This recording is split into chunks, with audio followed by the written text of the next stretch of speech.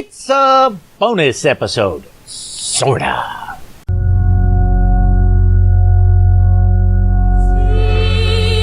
And in my mother's womb was fashioned to be flesh in the time of 10 months, being compacted in blood of the seed of man. That's right. Of the seed of man. That word seed is sperm, and sperm comes through having sex. It's shut out of your father's rod. Right. To put it in layman terms, in his penis. That's right. That means a man put his penis in a woman and bust off in it. Then the angel said to him, "Take out the entrails of this fish, and lay up his heart and his gall and his liver for thee. For these are necessary for useful medicines." The rest of the chapters of the book of Esther, Go ahead. which are found neither in the Hebrew nor in the Chaldee.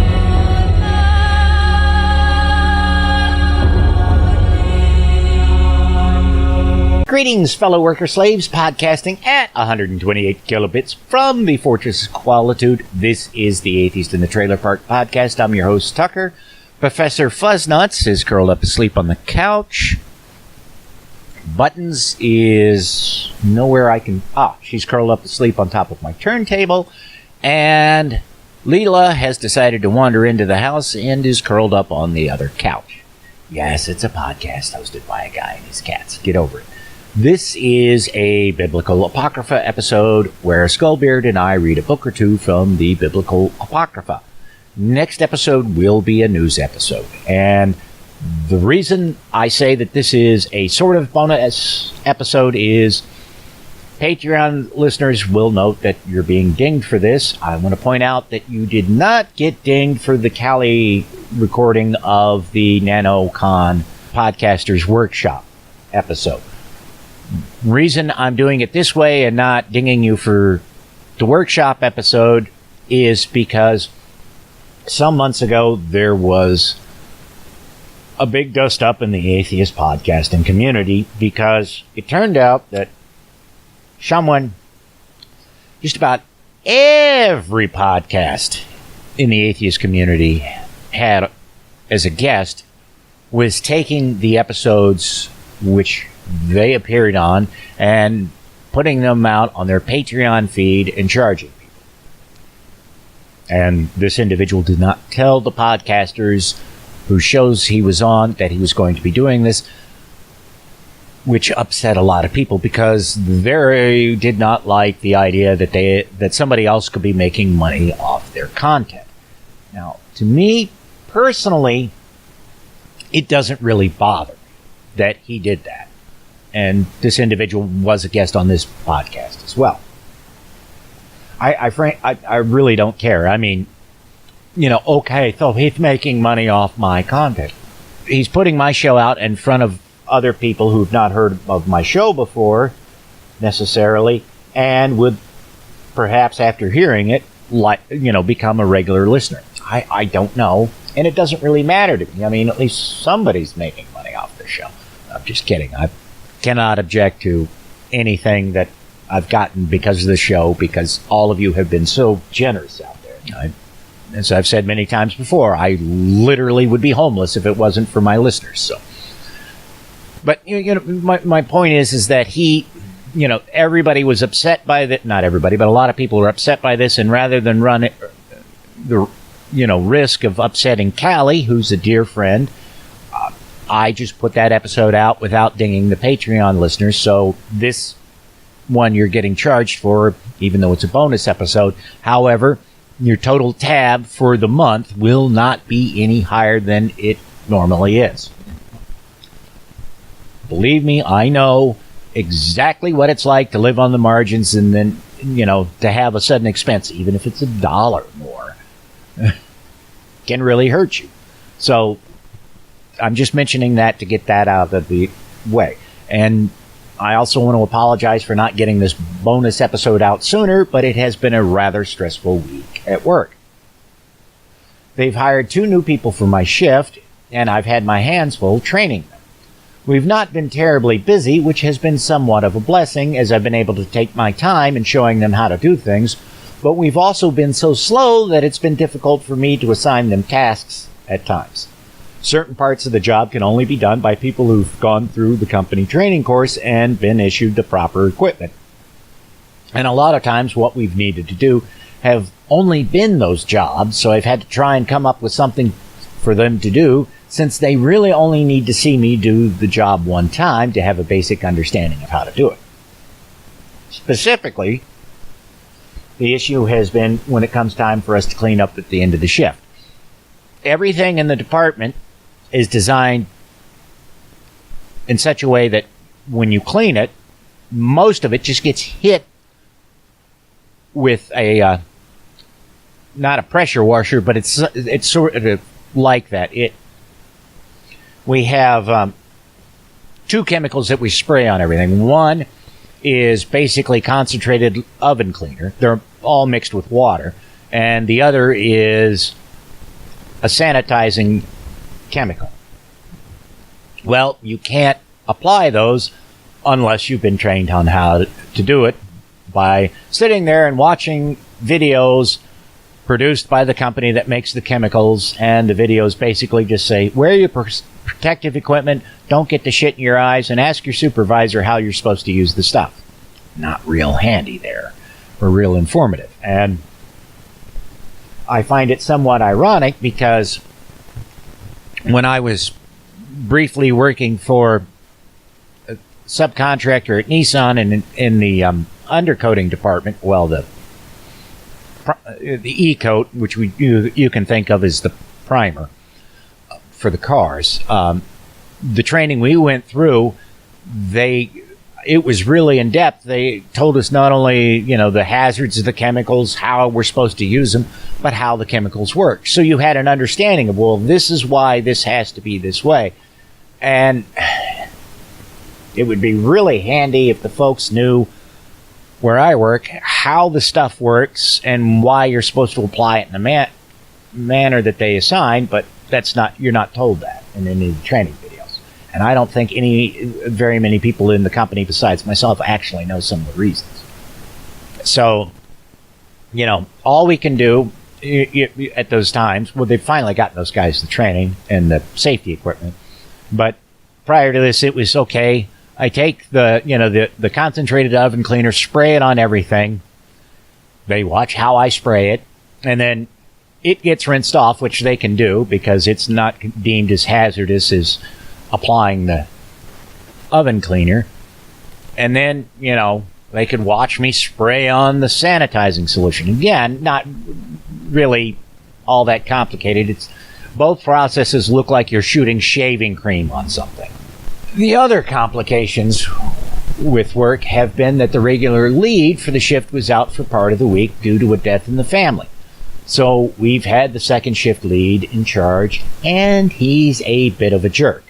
He also has the bad habit of changing his mind about what we need to do shortly after we start doing it. So about the time I get the job explained to the guys and they begin doing what it is they're supposed to be doing, he'd come over to me and tell us we need to be doing something entirely different. So I'd have to stop them, train them on how to do the new thing, only to have the process repeat again after a few minutes. There's also a language barrier with one of the new hires. He's a native Spanish speaker and his English seems to be fairly limited, so it can be difficult to get him to understand what needs to be done. Thankfully, he picks up on things pretty quickly, and it's amazing how much information one can get across with just a few words and simple gestures. The second shift lead is fluent in both English and Spanish, though he's loath to do any real work, and I've asked that he train Hector on the task which is the most complicated. I've shown Hector how to do it, and he appears to have a good grasp of it, but if the second shift lead trains him, I'm sure that if Hector has any questions later on, he and I will be able to work through them very quickly. The other new hire is a guy by the name of Mac, and funnily enough, is a former supervisor at the foundry where I used to work. He knows our lead because our lead is the brother of a guy we used to work with at the foundry. Small world. Unfortunately, he's one of those people who, if you don't explain something to them in just the right way, you have to explain it to them a bunch of different ways before they understand what you're trying to tell them. Hopefully both of them will work out so that when the workload picks up again in a couple of weeks, we won't be putting in quite so much overtime.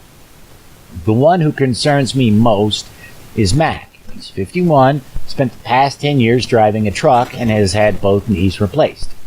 The job can be physically demanding at times, and Mac's already said that he's having some trouble doing it. We haven't even done some of the hardest parts of the job as of yet. Hopefully, however, Mac will be able to build up enough stamina during the slow period that when work picks up, he doesn't feel like quitting.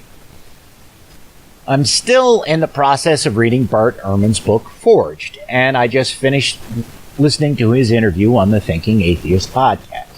I have to say that I remain unconvinced that the New Testament proves that there was someone named Jesus who inspired Christianity, and I remain puzzled that someone as educated on the subject like Ehrman could claim that there actually was a person you could point to as the definitive Jesus.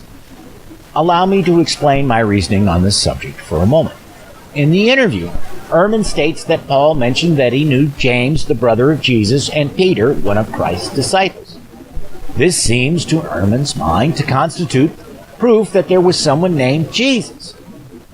Now, in his book, Forged, Ehrman talks about the epistles of Paul, which we know must be forgeries, containing elements added to prove that they were real. In one, Paul asks that the recipient return Paul's cloak to him. In another, Paul says that you know this letter was written by him because it contains his mark, and he always signs his letters with that same mark. These are put in, Ehrman and other scholars say, to throw people off the track that the letters are forgeries. So why does Paul's comment that he knew James and Peter get a pass when those comments don't? Bear in mind that according to Ehrman, even the writings which are accepted as belonging to Paul couldn't have been physically written by him because Paul was most likely illiterate, at least in Greek, if not in Hebrew. So what we have, at best, are letters which Paul dictated to a scribe, but not actually written by him. To me, that makes every bit of it suspect. So how do scholars decide which writings are by Paul and which ones are forgeries? There's actually sound science behind this, so I'm not disputing that.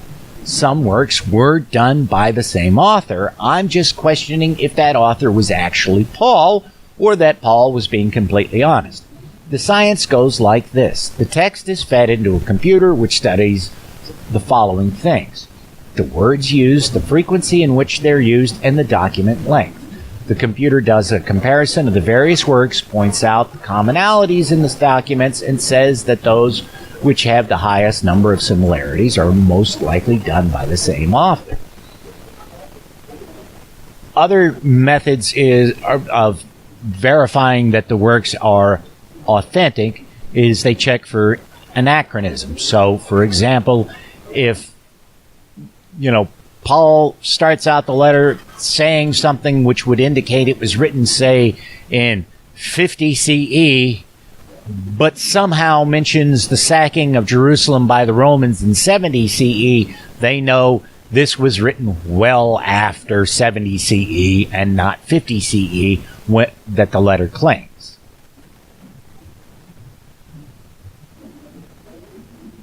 Now, none of this is proof that they were written by the historical person Paul was, but it is probably close enough proof that some of the documents were at least written by the same individual. If there was an actual historical person named Paul, it's another matter. Other ways of discounting certain Pauline works come from the fact that whomever wrote them must have been a native Greek speaker, which Paul was certainly not. Some reasons for this are that colloquialisms used and styles of writing used, which only a native Greek speaker would be able to come up with and use correctly. We do have then evidence that at least some of the works attributed to Paul were written by the same individual. It tells us nothing about the veracity of those writings. A fundamentalist Christian is going to say that they're all true, while someone like Bart Ehrman is going to say that they're not necessarily completely true, even though they were certainly written by the person we call Paul. And someone like myself is going to say, who the fuck knows? All we can say is that they have the same author. Now, keeping all of that in mind, I want you to think of the TV show House MD. If I were to tell you that House was a real person, you'd think that I was nuts, I'm sure. Some of you out there might know that House was based on Sherlock Holmes, and a smaller subset of you might know that Holmes was based on a real-life doctor by the name of Joseph Bell. Like House, Bell was said to be able to know a considerable amount about a person in a few seconds by noticing what most people would consider mundane details. In one example of Dr. Bell showing this ability, a man with a limp came to see him about a problem he was having. Bell immediately asked the man if he was ex-military. The man vehemently denied it. Bell then pointed out that the man's limp was characteristic of someone who'd served as a drummer in the military, at which point the man confessed that he was in the military but had denied it because he was a deserter and didn't want to be reported for it. When one of his students who was present at the examination compared Dr. Bell to Sherlock Holmes, Bell is said to have snapped, "My dear boy, I am Sherlock Holmes." Holmes was also said to have been inspired by Henry Littlejohn, a pioneering forensic scientist Doyle studied under at medical school. So let's say that in 2,000 years, future historians know nothing about Bell, Littlejohn, Doyle, or Sherlock Holmes, but for whatever reason, they think that House was an actual person, or was at least based on an actual person. How much could they really know about Bell, Littlejohn, or Doyle by studying episodes of House? Not very much. While House and the others share the ability to know a great deal about a person just by noticing mundane details, that's about all they have in common. House, for example, was a misanthrope who was never married and never had children. All three of the people credited with either inspiring or writing about Sherlock Holmes not only married, but had children as well. Furthermore, while Bell, Littlejohn, and Doyle were all practicing medicine at a time when medical science was in its infancy, double-blind testing wouldn't come along until something like 30 years after Doyle's death. House had access to the latest in modern technology at the time, which was vastly superior to anything the others would have had. Doyle had been practicing medicine for over a decade when X-rays were discovered, and died just 2 years after the discovery of penicillin, and over a decade before it would be introduced into mainstream medicine. Furthermore, the character of House treated diseases which were unknown in Doyle's time, and was additionally inspired by cases treated by the medical consultants on the show. Knowing all this, the best we can say is that the TV character of House gives us insights into one small aspect of the people who inspired the character, but very little at all about the real people. And if the documents discussing Doyle, Littlejohn, and Bell surfaced, but made no reference to Sherlock Holmes and their connection to Sherlock Holmes, we would have no way from the episodes of House to connect the necessary information. Some people might infer it and say, well, wait, House is really based on, this guy or that guy, but we'd have no way to know for certain. An example of the differences between these folks, Henry Littlejohn was one of the first people to study disease outbreaks for the purpose of discovering the origin of the outbreak and stopping the spread of the disease. Littlejohn built upon the work of one of his contemporaries, John Snow. And Snow was a very remarkable gentleman. As far as I know, he was the first person to actually do a systematic scientific study to figure out the source of an outbreak. There was, and this is early to mid 19th century London. There was an outbreak of yellow fever or malaria, and it was, just raging across the slums of London, and they couldn't figure out because they had no real medical treatments at that time for such diseases. They couldn't figure out how to stop it. And Jon Snow, without the use of a computer, managed to get the dates and the locations of the people who, first fell victim to the outbreak. He had to work backwards because he had all the information on the most recent victims, and so he then worked back from them, found out who they had been in contact with, found out which of those people had been sick, found out who those people had been in contact with, and so on. He eventually managed to trace it back to a single water pump in the middle of a London slum. I think it was London that this happened. It was certainly in England. At which point, he locked down the water pump and said, nobody's allowed to get water from this pump. There's something wrong with it. And lo and behold, that stopped the outbreak. Now, the story's a little more complicated than this, and I can't remember if it was Radiolab or 99% Invisible that actually went over it in detail. If I can find out which one it is, I'll put the link in the show notes. But anyways, he was the first person to do this. It was a remarkable discovery. There's nothing comparable to that on House, which of course it couldn't be because it's fiction. You can't have House suddenly discovering a cure for a disease like AIDS, because that makes it too unrealistic. People then, you then have to come up with a plausible explanation why the treatment doesn't reach the wider society. And of course that takes you down the path of, well, it's a conspiracy by the drug companies, which is the very antithesis of, House. Because if you're not familiar with the show, House was an atheist. He was very strident about seeking out the truth and pushing the truth no matter what. So you couldn't very well have a TV show like House supporting a conspiracy theory. Okay, now back to the whole Jesus bit. If there was a person named Jesus who was the inspiration for the New Testament, the accounts we have of him are likely as far removed from him as episodes of House are from the people who inspired Sir Arthur Conan Doyle to create Sherlock Holmes. The written accounts we have of Jesus, regardless of authorship, all date from the beginnings of the 2nd century AD. Nothing earlier than this survives, if it ever existed. The dates given for the composition of the various New Testament works are guesses based upon contextual information contained within the works. We don't have Roman records describing any of the events or persons from contemporary sources.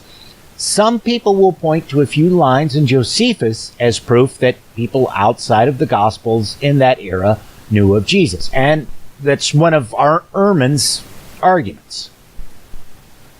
He cites that. I don't know how those lines read in the original, but in the translation of Josephus's writings that I listened to on audiobook, the mentions of Jesus and his followers stick out like mentions of President Trump would in the first Star Wars movie.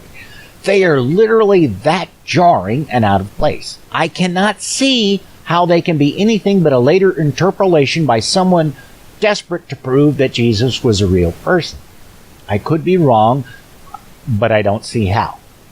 All of this is a long-winded way of saying that it seems impossible to me that any credibility can be given to the New Testament for who Jesus might have been, assuming that there actually was a Jesus. I don't think that anyone out there would claim that the figure of Zeus was based on an identifiable person. There may have been someone named something similar or not to Zeus, who led to the creation of the mythological figure, but they're so remote in history as to not exist. To me, it seems that the same could be said of Jesus. There might have been such a person, but whomever it might have been has been so lost to history that they might as well have never existed and been made up out of whole cloth, like Spider-Man or Luke Skywalker or any of a number of fictional characters. Now, I will say that there is one figure we do know to be historical. Well, I take that back. There's two figures we do know who could be historical sources for the inspiration of Jesus in the New Testament. Neither of them were named Jesus, and the one we know almost nothing about. That one is the figure who was the leader of the cult at Nag Hammadi. Those are the people that wrote the writings which were discovered back in the 40s. We don't know anything about him. He's not identified by name. There's vague abstract descriptions of him in the texts that we have, but nothing that you would. It's like those movies. The best way to describe it is it's like those movies about Muhammad, where they never have an actor portraying Muhammad. They just have, things from Muhammad's POV and little tinkling noises instead of his voice and characters saying things. That's the best way I can describe it. When we get into the Nag Hammadi library, a year or so, or whatever it'll be, you'll see that. The other figure whom it could possibly be was Antigonus II Mattathias, who, now that I think about it, the name Mattathias has come up a bunch of times. I wonder if it's not referring to him. Anyways, he was the king of Jerusalem before Herod usurped him and took over, and his story matches that in many ways of Jesus. Whether or not he was the inspiration, or whether or not it was the leader of Nag Hammadi, I've no way of knowing. It could be that, the stories of the two men were combined in one another to create the story of Jesus. Could have been that Jesus actually existed, or that he was made up out of whole cloth and with no reference to either of these figures. I don't know. I have no way of knowing, and everything I have read on the subject just keeps saying there's no way we can know. It's just too vague and too lost to history. I have tried to get Ehrman on the show, but he's replied that he's presently not doing interviews. Still, Ehrman's book does contain a number of interesting insights into the topic of the Apocrypha and Subtext. At least some of the works were composed by members of warring factions within the early Christian church to justify their positions on a given matter. They whip out a text supposedly by or about one of the early figures of Christianity, saying that a position which just happens to be held by the person championing the book are the correct ones. Funny how that works. One thing that I can say, however, is based on Ehrman's book, the Pseudepigraphica is far more interesting than anything to be found in the Apocrypha or the rest of the Bible. Now, with that being said, I will say this text that Skullbeard and I read in this episode is interesting in a lot of ways. It's one of the better apocryphal texts. So don't think you're going to be suffering through an hour of tedious boredom. Well, I will say if you're a big fan of the Saw movies, you're really going to like parts of it. But there's still some other interesting bits as well. And I wish I knew George Takei, because he would have been the perfect person to narrate these parts. All right. With all that said, let's get to Skullbeard and I hashing out some of the last bits of the Apocrypha. Ormac 6. When Eleazar, in this manner, had made eloquent response to the exhortations of the tyrant, the guards who were standing by dragged him violently to the instruments of torture. This got dark really quick. Yeah. First, they stripped the old man, who remained adorned with the gracefulness of his piety, and after they had tied his arms on each side, they scourged him. While a herald opposite him cried out, "Obey the king's commands!" But the courageous and noble man, as a true Eleazar, was moved, as though being tortured in a dream. Yet while the old man's eyes were raised to heaven, his flesh was being torn by scourges, his blood flowing, and his sides were being cut to pieces. Yeah, religion apiece my ass. And though he fell to the ground because his body could not endure the agonies, he kept his reason upright and unswerving. One of the cruel guards rushed at him and began to kick him in the side to make him get up again after he fell. But he bore the pains and scorned the punishment and endured the tortures. What, they didn't have safe words back then? Apparently not. And like a noble athlete, the old man, while being beaten, was victorious over his torturers. In fact, with his face bathed in sweat and gasping heavily for breath, he amazed even his torturers by his courageous spirit. At that point, partly out of pity for his old age, partly out of sympathy for their acquaintance with him, partly out of our admiration for his endurance, some of the king's retinue came to him and said, "Eleazar, why are you so irrationally destroying yourself through these evil things? We will set before you some cooked meat. Save yourself by pretending to eat pork." But Eleazar, as though more bitterly tormented by this counsel, cried out, "May we, the children of Abraham, never think so basely that out of cowardice we feign a role unbecoming to us. For it would be irrational if we, who have lived in accordance with truth to old age and have maintained in accordance with the law the reputation of such a life, should now change our course, become a pattern of impiety to the young, in becoming an example of eating defiling food." That's awfully wordy for somebody who's in a lot of agony.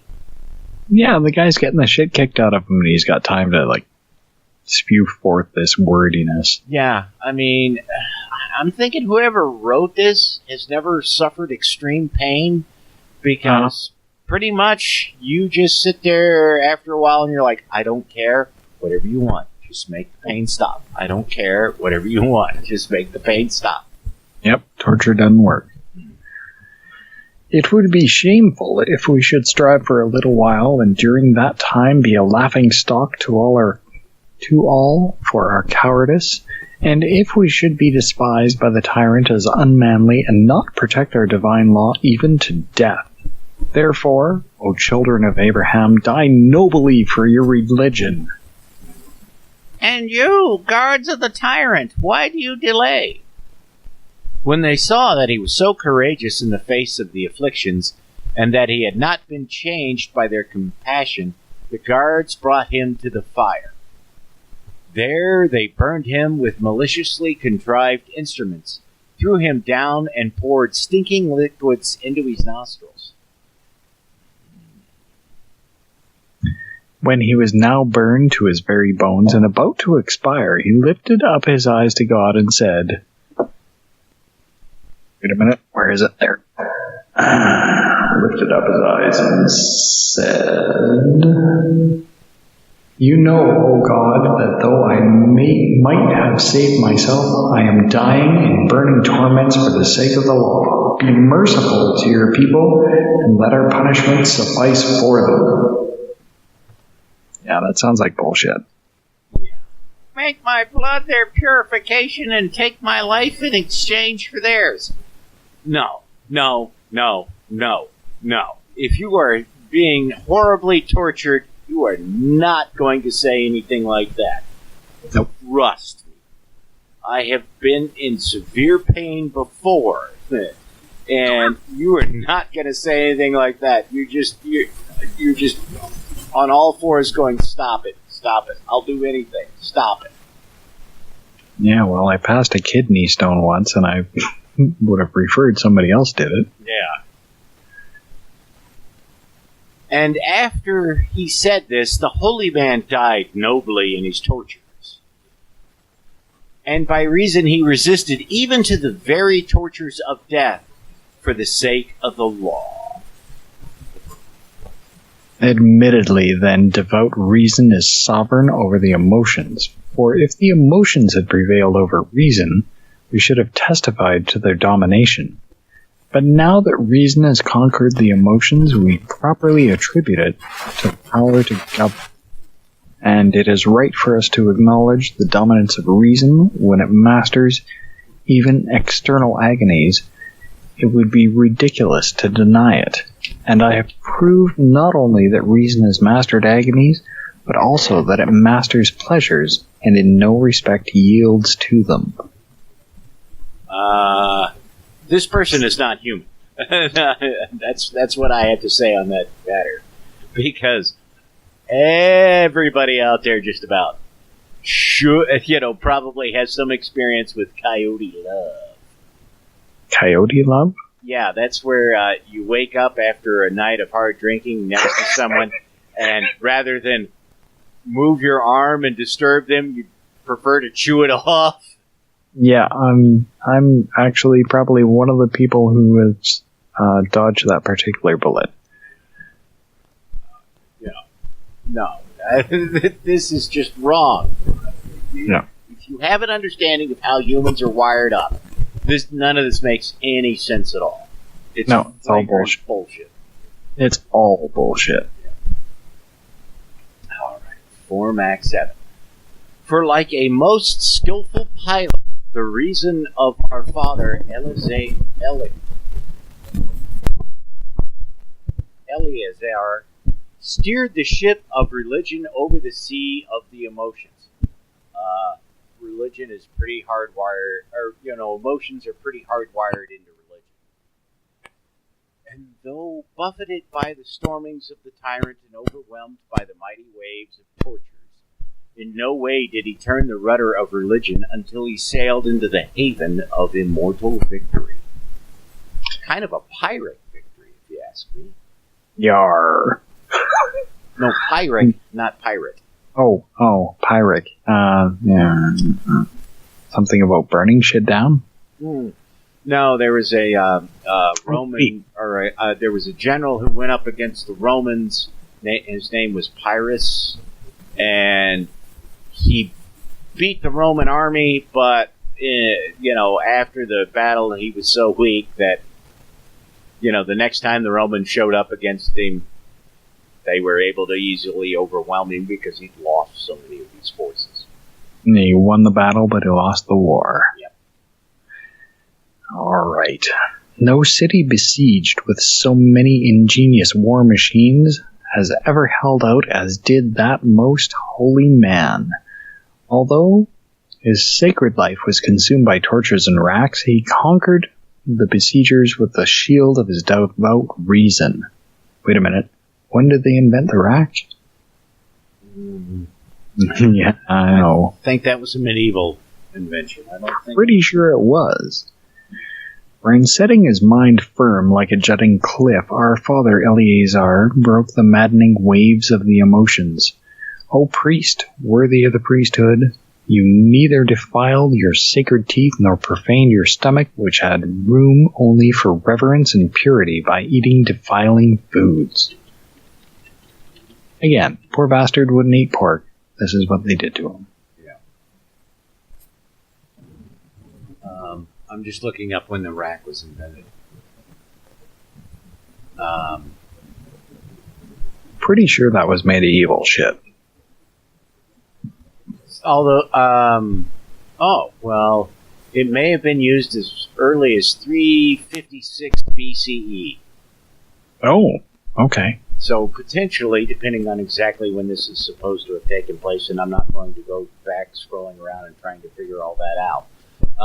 Didn't we decide on, 1st or 2nd century BCE. I think. 1-8 or something, but they jump all over the fucking place. Right. Okay. Oh, man in harmony with the law and philosopher of divine life. Such should be those who are administrators of the law, shielding it with their own blood and noble sweat in sufferings even to death. Oh, boy, that has some unique implications for the current U.S. government. Yes. Your father strengthened our loyalty to the law through your glorious endurance, and you did not abandon the holiness which you praised, but by your deeds you made your words of divine philosophy credible. You know, I would find it a little more believable if the tale was that they tried to torture him, but nothing worked. Yeah. Right.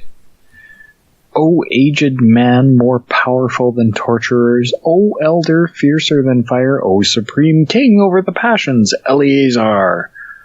For just as our father Aaron, armed with a censer, not a censer, but a censer, ran through the multitude of the peoples and conquered the fiery angel, so the descendant of Aaron, Eleazar, though being consumed by the fire, remained unmoved in his reason. Most amazing. Indeed, though he was an old man, his body no longer tense and firm. His muscles flabby, his sinews feeble, he became young again, in spirit through reason. And by reason like that of Isaac, he was rendered the many-headed rack ineffective. That almost sounds like they're talking about a whip, not a rack as we think of it. That almost sounds like a cat of nine tails or something. O man of blessed age, and of venerable gray hair, and of law-abiding life, whom the faithful seal of death has perfected. There's some serious homoerotic imagery going on there. Yeah, and some weird death fetish stuff, too. Oh yeah, death cult. If, therefore, because of piety, an aged man despised tortures even to death, most certainly devout reason is governor over the emotions. Some, perhaps, might say, not everyone has full command of his emotions, because not everyone has prudent reason. But as many as attend to religion with a whole heart, these alone are able to control the passions of the flesh. I'm telling you, man. Yeah. This is like homoerotic stuff. Since they believe that they, like our patriarchs, Adam and Isaac and Jacob, do not die to God, but live in God. No contradiction, therefore, arises when some persons appear to be dominated by their emotions because of the weakness of their reason. I don't know. What person who lives as a philosopher by the whole rule of philosophy and trusts in God, and knows that it is blessed to endure any suffering for the sake of virtue, would not be able to overcome the emotions through godliness? For only the wise and courageous man is lord of his emotions. You know, some of this I can almost get on board with, and then they kind of take a hard right turn in. Mm-hmm. Yeah. Or maybe it's a left turn, I'm not sure. For Mac 8. For this is why even the very young, by following a philosophy in accordance with devout reason, have prevailed over the most painful instruments of torture. For when the tyrant was conspicuously defeated in his first attempt, being unable to compel an aged man to eat defiling foods, then in a violent rage he commanded that others of the Hebrew captives be brought, and that any who ate defiling food should be freed after eating. But if any were to refuse, these should be tortured even more cruelly. When the tyrant had given these orders, 7 brothers, handsome, modest, noble, and accomplished in every way, were brought before him along with their aged mother.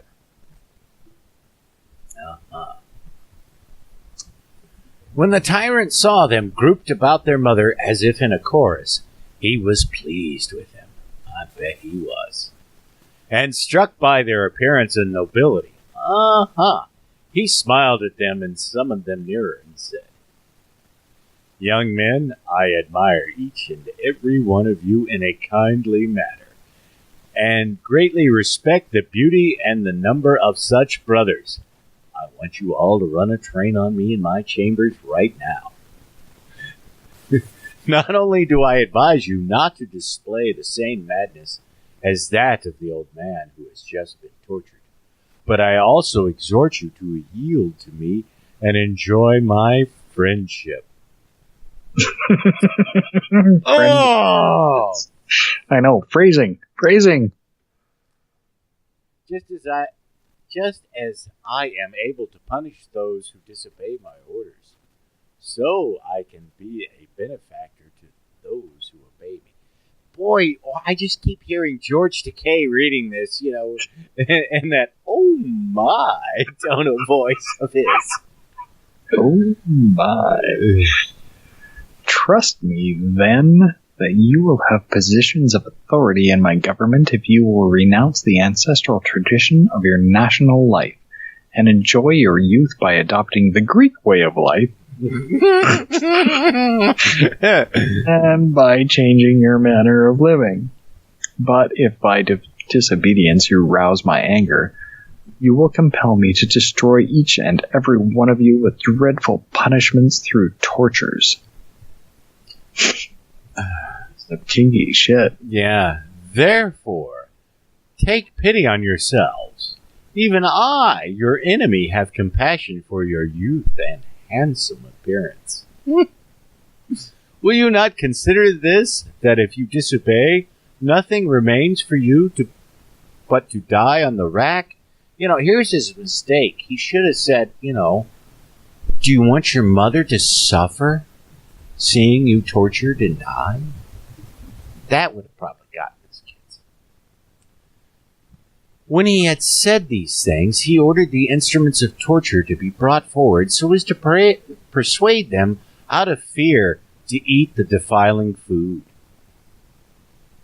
And when the guards had placed before them wheels and joint dislocators, racks and hooks and catapults and cauldrons, braziers?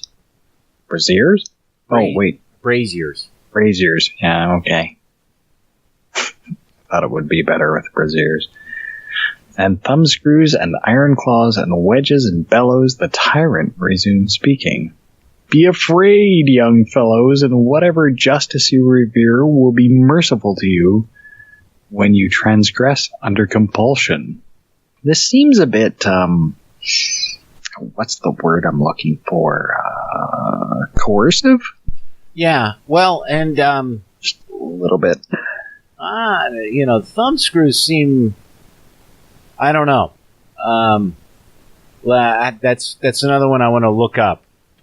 Oh, yeah, thumbscrews are a thing. Yeah, but when were they? I thought that was medieval, but it could predate that. Yeah. It's a good thing these bastards didn't have access to bamboo. But when they had heard the inducements and saw the dreadful devices, not only were they not afraid, but they also opposed the tyrant with their own philosophy, and by their right reasoning nullified his tyranny. Alright, that's another one of those lines I can almost get behind. Yeah. Well,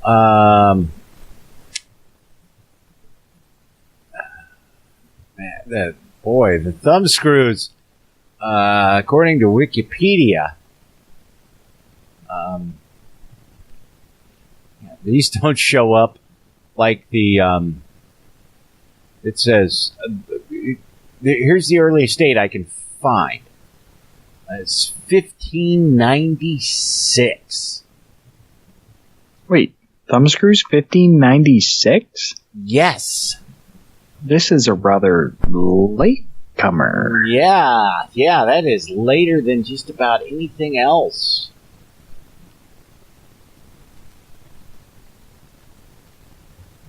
So that would either be the translator taking some liberties with the original terminology, or that would mean that this was written well after it was supposed to have been. Well, yeah, there seems to be an awful lot of anachronisms that I just have a hard time getting my head around. I think, though, that it has to be a translator's doing.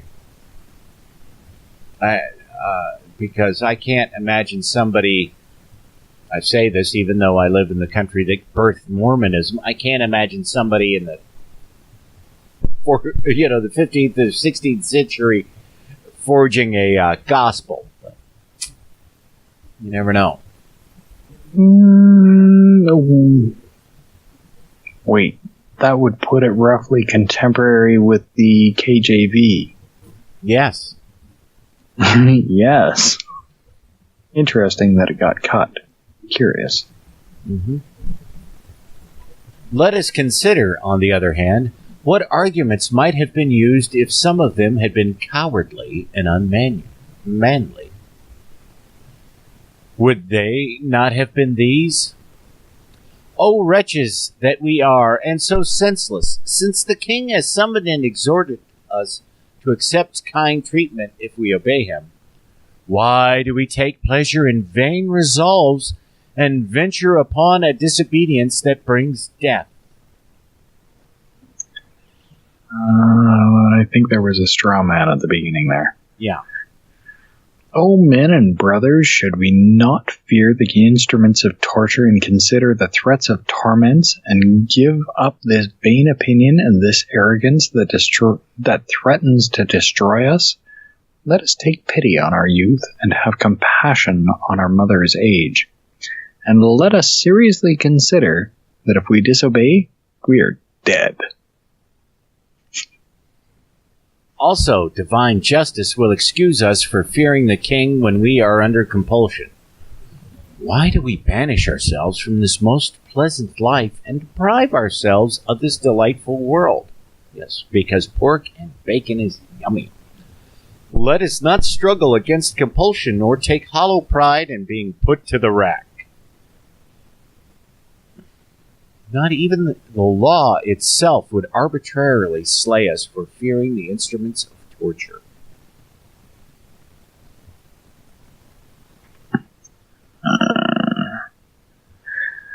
Why does such contentiousness excite us, and such a faithful stubbornness please us, when we can live in peace if we obey the king?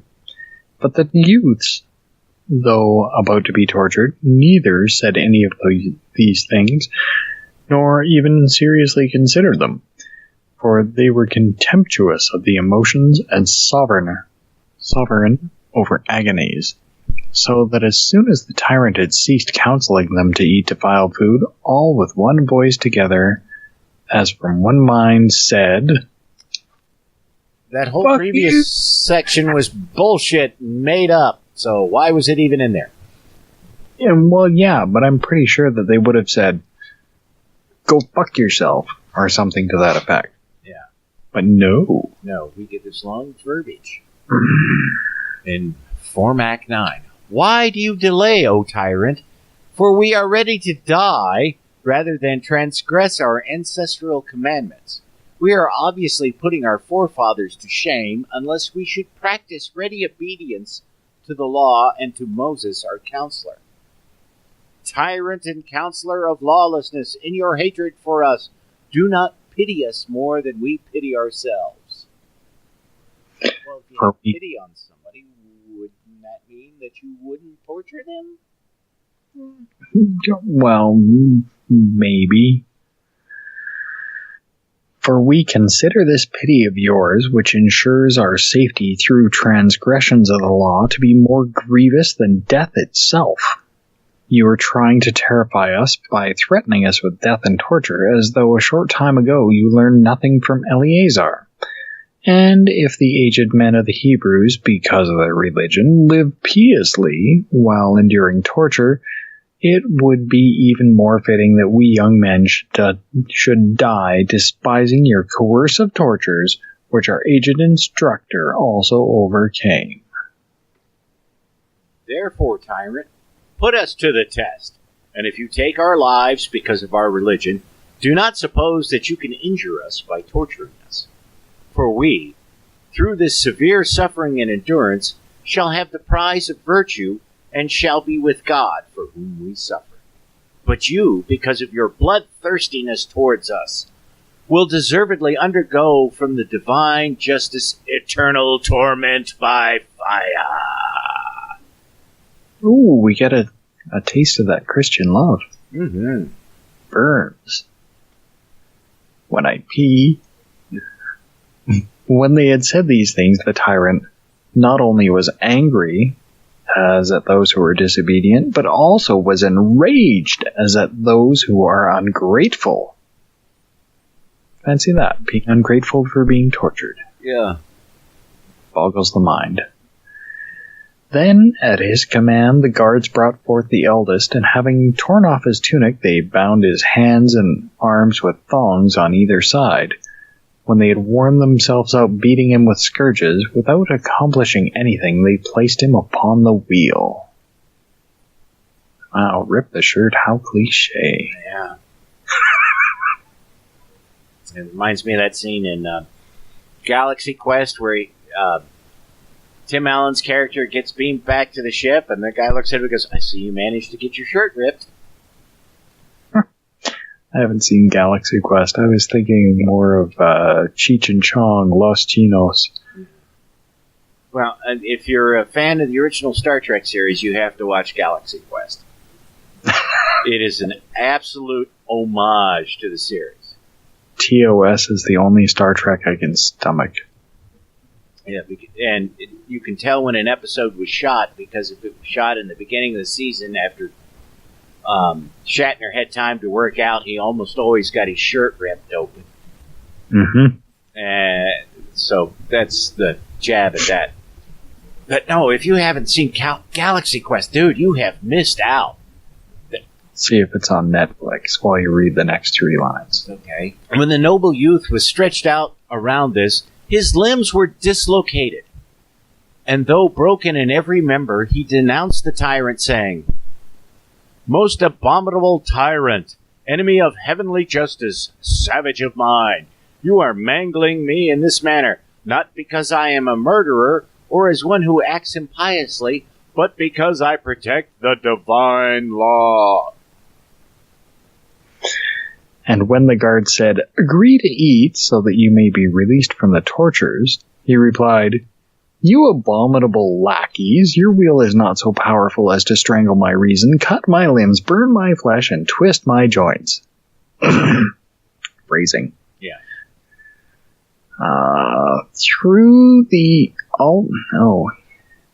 Through all these tortures, I will convince you that sons of the Hebrews alone are invincible where virtue is concerned. While he was saying these things, they spread fire under him, and while fanning the flames, they tightened the wheel further. The wheel was completely smeared with blood, and the heaps of coals was being quenched by the drippings of gore, and pieces of flesh were falling off the axles of the machine. So the machine had flesh on it? Oh, yeah. Fleshy machine? This is torture porn. Yeah. Although the ligaments joining his bones were already severed, the courageous youth, worthy of Abraham, did not groan, because he'd passed the fuck out from pain. No shit. This is the kinkiest shit yet. But as though transformed by fire into immortality, he nobly endured the rackings. Imitate me, brothers, he said. Do not leave your post in my struggle, or renounce our courageous brotherhood. Fight the sacred and noble battle for religion. Thereby, the just providence of our ancestors may become merciful to our nation and take vengeance on the accursed tyrant. Now, I'm going to call bullshit on this. Yeah. When he had said this, the saintly youth broke the thread of life. While all were marveling at his courageous spirit, the guards brought in the next eldest, and after fitting themselves with iron gauntlets having sharp hooks, they bound him to the torture machine and catapult. That's got to have some kind of different meaning than what I'm picturing because, right, and fling it. Yes. Before torturing him, they inquired if he were willing to eat, and they heard this noble decision. These leopard-like beasts tore out his sinews with the iron hands, flayed all the flesh up to his chin, and tore away his scalp. But he steadfastly endured this agony and said, "How sweet is any kind of death for the religion of our fathers." To the tyrant he said, "Do you not think, you most savage tyrant, that you're being tortured more than I, as you see the arrogant design of your tyranny being defeated by our endurance for the sake of religion?" Yeah, right. Onward, Christian soldiers. Uh-huh. "I lighten my pain by the joys that come from virtue, but you suffer torture by the threats that come from impiety. You will not escape, most abominable tyrant, the judgments of the divine wrath." Turn or burn, motherfucker. Yeah. And again, if you're being whipped and beaten like that, you're not going to be saying that kind of shit. No. This is some kind of posturing, I'm sure. Yeah. Form Act 10. When he too had endured a glorious death, the third was let in, and many repeatedly urged him to save himself by tasting the meat. The king's pork is fresh and ready for you. But he shouted, "Do you not know that the same father begot me and those who died, and the same mother bore me, and that I was brought up on the same teachings? I do not renounce the noble kinship that binds me to my brothers." And verse 4 is fucking blank. It's a blank. I get a freebie. Yeah. Awesome. I'll just read 3 more from there. "Enraged by the man's boldness, they disjointed his hands and feet with their instruments, dismembering him by prying his limbs from their sockets, and breaking his fingers and arms and legs and elbows. Since they were not able in any way to break his spirit, they abandoned the instruments and scalped him with their fingernails in a Scythian fashion." Wow, that just...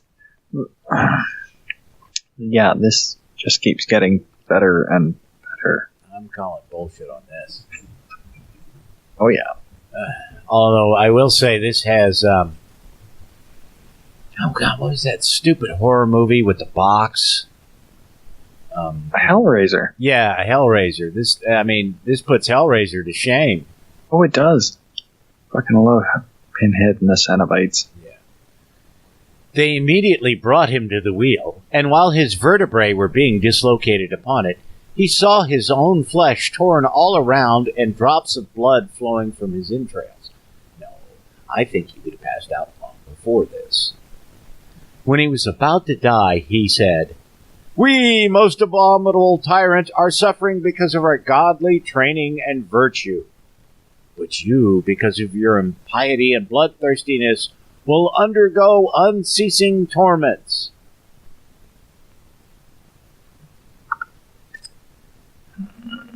Unceasing torments. When he also had died in a manner worthy of his brothers, they dragged in the fourth, saying, "As for you, do not give way to the same insanity as your brothers, but obey the king and save yourself." But he said to them, "You do not have a fire hot enough to make me play the coward, because jet fuel doesn't burn that hot." But, what temperature do PC monitors and paper and wooden furnishings burn? Paper, 451 Fahrenheit? So he says. Mm-hmm.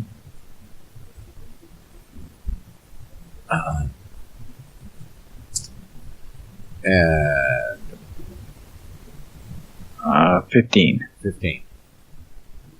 No, by the blessed death of my brothers, by the eternal destruction of the tyrant, and by the everlasting life of the pious, I will not renounce our noble brotherhood. Contrive, torturers, tyrant, so that you may learn from them that I am a brother to those who have just been tortured. I have a question. Did we not go from like 7, or from 6 to 4? What happened to number 5? Because I remember reading, the thing about the first one getting tortured, the second one getting tortured, and then this one, it says the fourth brothers brought it. Yeah. It was, back in the day, they couldn't count so good. Yeah. Math was a new thing, okay? Yeah. Where do we leave off? 17. They cut out his tongue, bastards. Still talking? When he heard this, the bloodthirsty, murderous, and utterly abominable Antiochus gave orders to cut out his tongue. But he said, even if you remove my organ of speech, God hears also those who are mute. See, here's my tongue, cut it off, for in spite of this, you will not make our reason speechless. Gladly, for the sake of God, we let our bodily members be mutilated. God will visit you swiftly, for you are cutting out a tongue that has been melodious with divine hymns. But not hers. Yeah. 4 Mac 11. And here we are. When this one died also, after being cruelly tortured, the fifth leaped up, saying, I will not refuse, tyrant, to be tortured for the sake of virtue. I have come of my own accord. It's a nice little one, it's a 2008 model. So that by murdering me, you will incur punishment from the heavenly justice for even more crimes. Now, the question is this the fifth one as in 765, or is it just the fifth one that they've tortured, which would mean they've skipped a whole bunch of others? I'm not sure. I'm having a hard time keeping up with all the bullshit. Yeah. Hater of virtue, hater of mankind. What's with all the haters, man? For what act of ours are you destroying us in this way? Is it because we revere the Creator of all things and live according to His virtuous law? But these deeds deserve honors, not tortures.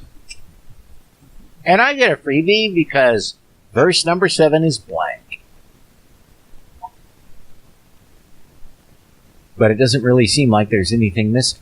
While he was saying these things, the guards bound him and dragged him back to the catapult. They tied him to it on his knees, and fitting iron clamps on them, they twisted his back around the wedge on the wheel, so that he was completely curled back like a scorpion, and all his members were disjointed. In this condition, gasping for breath, and in anguish of body, he said, Tyrant, there are splendid favors that you grant us against your will, because through these noble sufferings you give us an opportunity to show our endurance for the law. After he too had died, the sixth, a mere boy, was led in. When the tyrant inquired whether he was willing to eat and be released, he said, I am younger in age than my brothers, but I am their equal in mind. Okay, so they're leaving out what happened to a couple of them, which makes you wonder, did those guys break? They might have had some pork. Like I would break for bacon. Who wouldn't? And let's be honest, a lot of Jews actually do eat pork. They just interpret the passages prohibiting it as saying they can't have it in their house. Oh, but if we go to a restaurant, it's okay? Yeah, that's sweet. That's their rationale for going to Chinese restaurants on Christmas. Somehow I'm not surprised.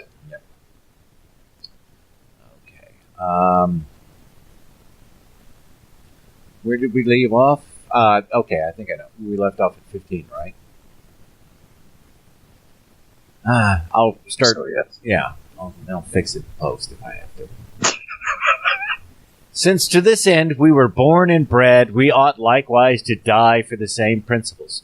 So if you intend to torture me for not eating defiling foods, go on torturing. When he had said this, they led him to the wheel. He was carefully stretched tight upon it, his back was broken, and he was roasted from underneath. To his back they applied sharp spits that had been heated in the fire and pierced his ribs so that his entrails were burned through. While being tortured, he said, "O contest befitting holiness, in which so many of us brothers have been summoned to an arena of sufferings for religion, and in which we have not been defeated." For religious what were you going to say? This is some fucked up shit. Yeah. For religious knowledge, O tyrant is invincible. Strong disagree. Yeah, that's putting it mildly. I, also equipped with nobility, will die with my brothers. And I, myself, will bring a great avenger upon you, you inventor of tortures, an enemy of those who are truly devout. We 6 boys have paralyzed your tyranny. Since you have not been able to persuade us to change our mind or to force us to eat defiling foods, is not this your downfall? Your fire is cold to us, and the catapults painless, and your violence powerless. For it is not the guards of the tyrant, but those of the divine law that are set over us, therefore unconquered. We hold fast to reason. I'm going to call bullshit. These guys are being rather irrational. Yeah. If you were being reasonable, you just, eat the fucking bacon and get on with your day. Yeah. And really, why would you want to worship a god who said, no, under no circumstances are you allowed to eat pork products? Yeah. Sausage, bacon, ham, and look at what you're missing out on. Well, they all have allowances where, you're starving to death and there's nothing to eat but pork. Go ahead and have the pork. This is making very little, if any, sense. Yes. When he also was thrown into the cauldron, had died a blessed death, the 7th and youngest of all came forward. Even though the tyrant had been fearfully reproached by the brothers, he felt strong compassion for this child, just like a Catholic priest for a choir boy. When he saw that he was already in fetters, he summoned him to come nearer and tried to console him, saying, "You see the result of your brother's stupidity, for they died in torments because of their disobedience. You too, if you do not obey, will be miserably tortured and die before your time. But if you yield to persuasion, you will be my friend and a leader in the government of the kingdom." When he had so pleaded, he sent for the boy's mother to show compassion on her who had been bereaved of so many sons, and to influence her to persuade the surviving son to obey and save himself. Mm-hmm. But when his mother had exhorted him in the Hebrew language, as we shall tell a little later, he said, "Let me loose! Let me speak to the king and to all his friends that are with him." Extremely pleased by the boy's declaration, they freed him at once. Running to the nearest of the braziers, he said, "You profane tyrant, most impious of all the wicked, since you received good things, and also your kingdom for God, were you not ashamed to murder his servants and torture on the wheel those who practice religion? Because of this, justice has laid up for you intense and eternal fire and tortures, and these throughout all times will never let you go." I am actually really surprised that the Baptists have not latched onto this shit. Yeah. Oh, quick sidebar. Baptists. Mm-hmm. They're dunkers, not splashers, right? Right. Okay, so do you know what's wrong with most Baptists? What? They don't hold them under quite long enough.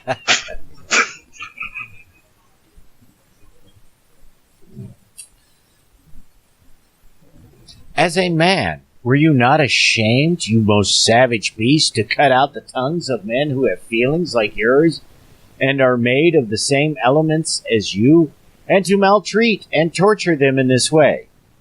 Surely they, by dying nobly, fulfilled their service to God.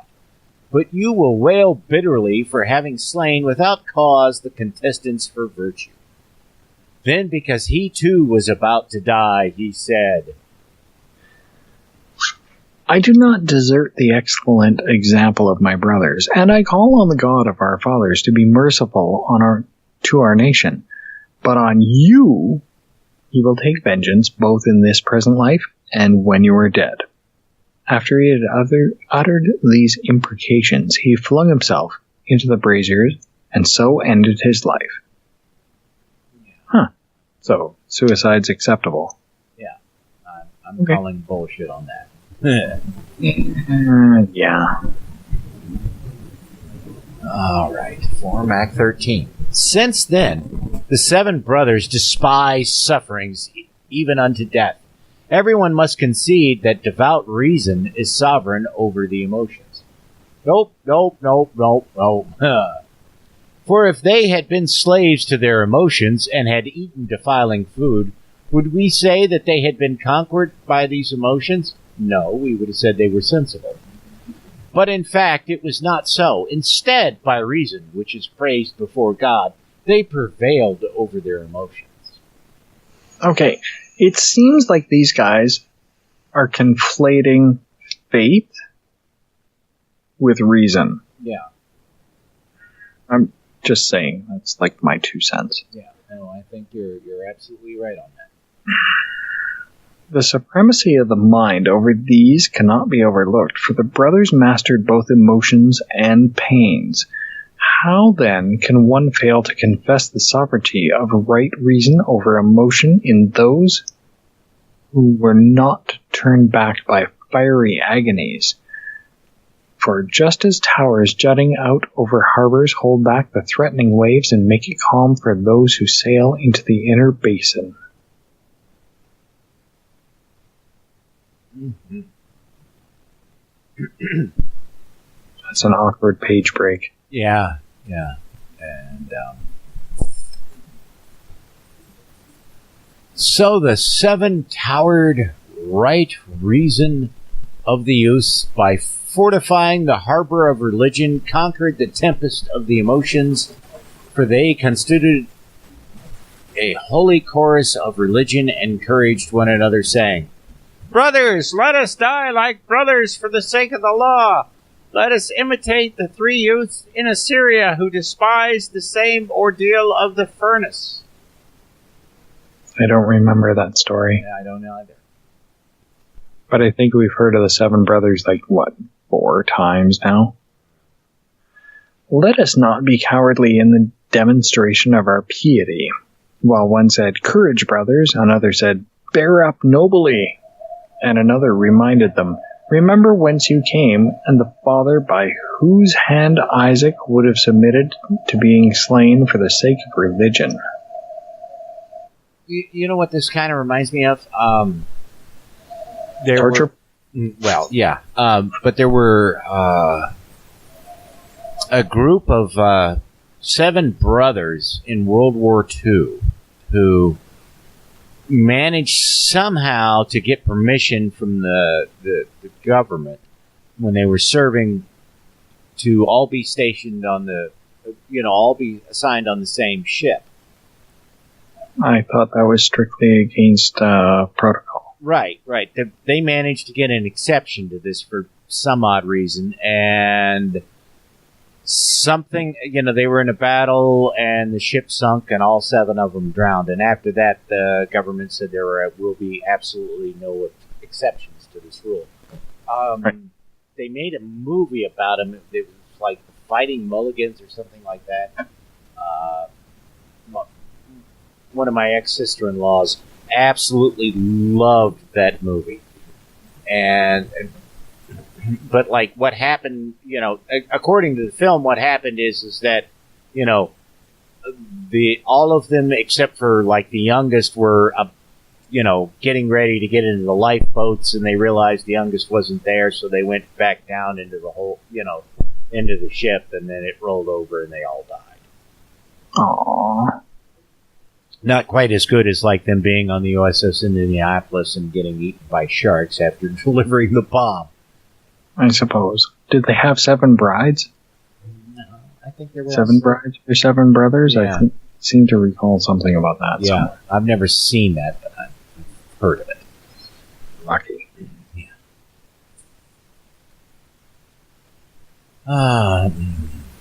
13, I think. I believe so, yes. Yeah. Each of them and all of them together looking at one another, cheerful and undaunted, said, "Let us with all our hearts consecrate ourselves to God, who gave us our lives, and let us use our bodies as a bulwark for the law. Let us not fear him who thinks he is killing us. For great is the struggle of the soul and the danger of eternal torment lying before those who transgress the commandment of God." They seem to really be pushing this idea of a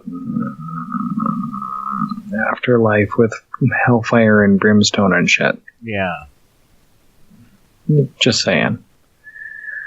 Therefore, let us put on the full armor of self-control, which is divine reason. For if we so die, Abraham and Isaac and Jacob will welcome us, and all the fathers will praise us. Those who were left behind say to each of the brothers who are being dragged away, "Do not put us to shame, brother, or betray the brothers who have died before us."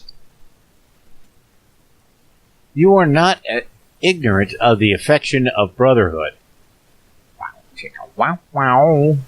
Which the divine and all-wise providence has bequeathed through the fathers to their descendants, and which was implanted in the mother's womb. Wow, wow. There each of the brothers dwelt the same length of time, and was shaped during the same period of time, and growing from the same blood, and through the same life they were brought to the light of day.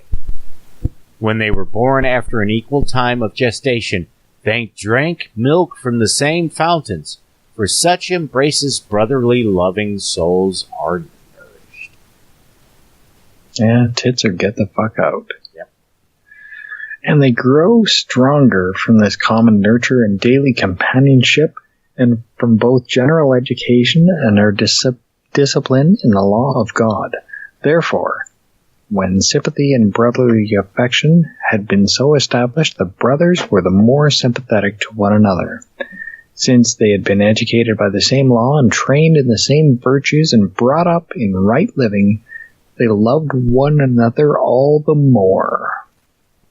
A common zeal for nobility expanded their goodwill and harmony toward one another, because with the aid of their religion they rendered their brotherly love more fervent. I'm phrasing. But although nature and companionship and virtuous habits had augmented the affection of brotherhood, those who were left endured for the sake of religion while watching their brothers being maltreated and tortured to death. Wow, this is some kinky shit. Yep. Somebody's a dom here. I think you're right. This up. That's it for this episode of The Atheist in the Trailer Park Podcast. You can subscribe to the show on iTunes, Stitcher, as well as just about anywhere else podcasts can be found. Many of the episodes are also on YouTube. Follow the show on Twitter. @TParkAtheist is the show's Twitter handle. It's on Facebook at facebook.com/trailerparkatheist.com. If you happen to like the podcast, please rate it on iTunes. If you'd like to support the podcast, there's a donate button on the show notes page. You can support it via Patreon at patreon.com/TN Tucker. Thanks for listening. Say goodnight, Fuzz-Nuts. All I know is this violates every canon of respectable broadcasting. Damned cat.